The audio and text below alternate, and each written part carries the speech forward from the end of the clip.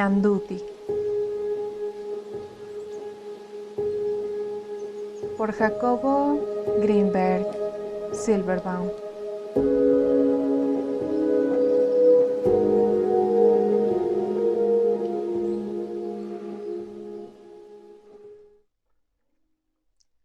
Todo comenzó en el mar y terminó en el desierto, el mismo que mis ojos inyectados en arena ven desde este wadi.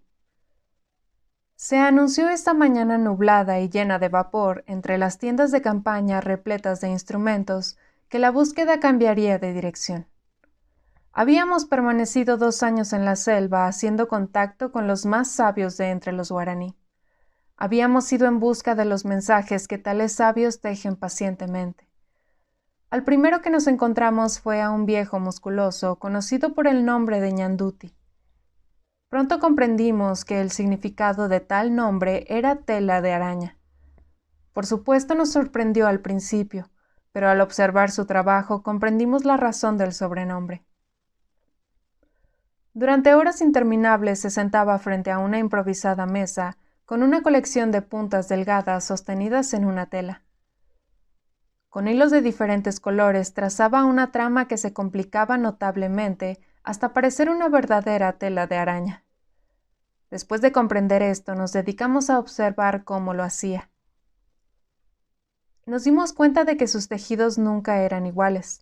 Al terminar un patrón comenzaba otro completamente diferente. Pero no guardaba tales obras.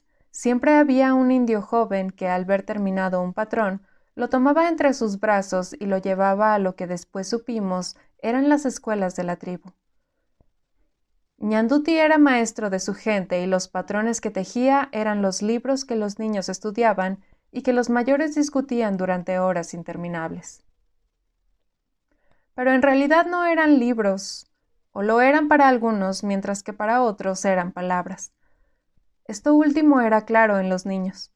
En sus escuelas recogían los tejidos de decenas de maestros que, como Ñanduti, tejían para enseñarles las palabras de la lengua guaraní. Intentamos muchas formas de aprender el guaraní.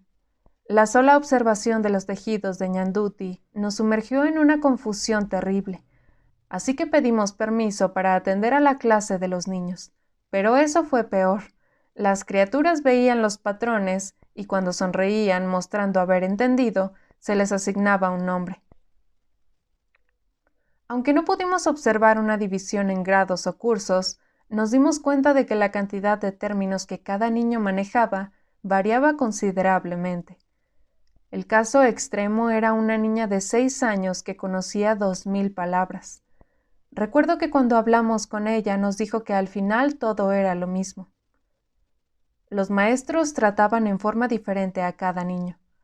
Había uno en especial que nos asombró por su viveza. Comprendía en un santiamén el patrón que se le mostraba e intentaba averiguar qué era lo que hacía que expresara lo que expresaba. Era un experto en hacer preguntas complicadísimas, la mayoría de las cuales los maestros manifestaban su incapacidad de contestar. Se quejaba de no entender el por qué las cosas se manifestaban como patrones. Ese no entender nos hizo comprender que debíamos empezar a un nivel todavía más elemental y nos dimos a la tarea de buscar un maestro. Lo encontramos después de 3 semanas junto a un río y en una choza en la que se dedicaba a tejer patrones. Él nos explicó todo lo que sabemos acerca del guaraní. Nos mostró primero un tejido que se llamaba tiempo.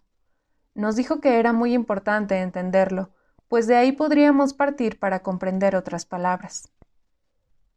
Supimos así que el tiempo es el secreto para conocer la sabiduría, y que quien desee la capacidad de comprender el tiempo posee la clave de la sabiduría.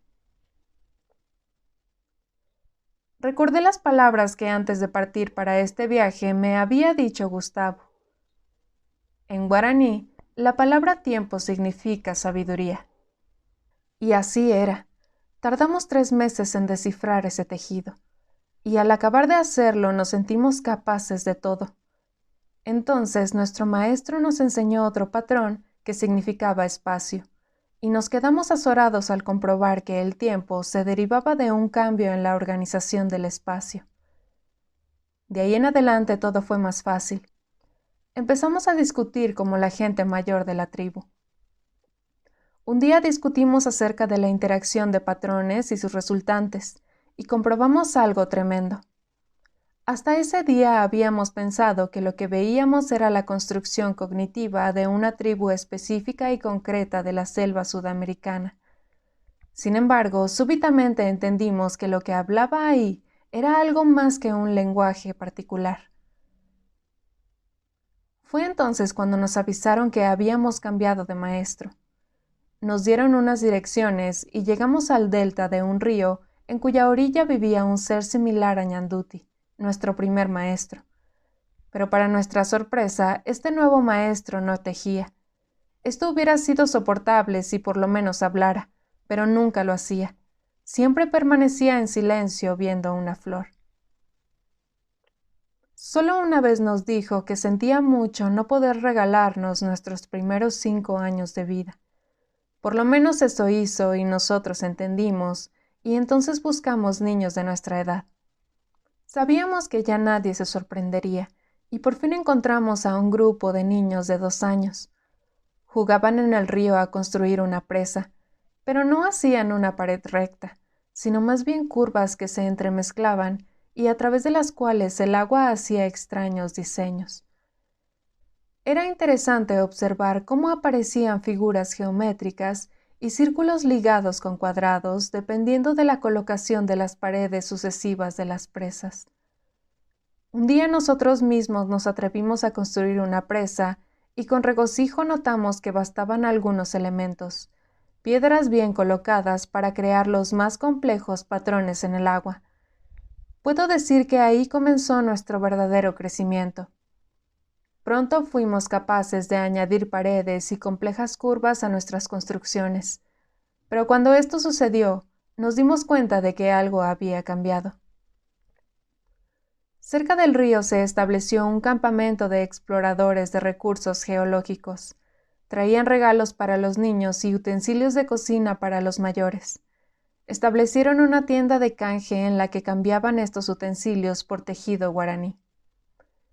Los sabios de la tribu, intuyendo el peligro, comenzaron a mandar tejidos que significaban que nadie debía pensar en obtener ningún beneficio con ninguna acción, que de proceder al contrario habría metas que en lugar de expander el conocimiento, lo mutilaría.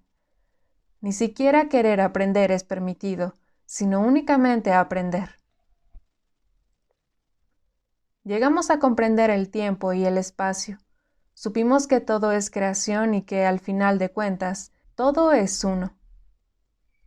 Nos ayudaron los niños y el río y las piedras y el único hilo con el que los mayores tejían sus patrones. Ahora vivimos en el desierto y estudiamos la arena. Estamos seguros de que nadie cambiaría el trazo dejado en el viento por utensilios de cocina.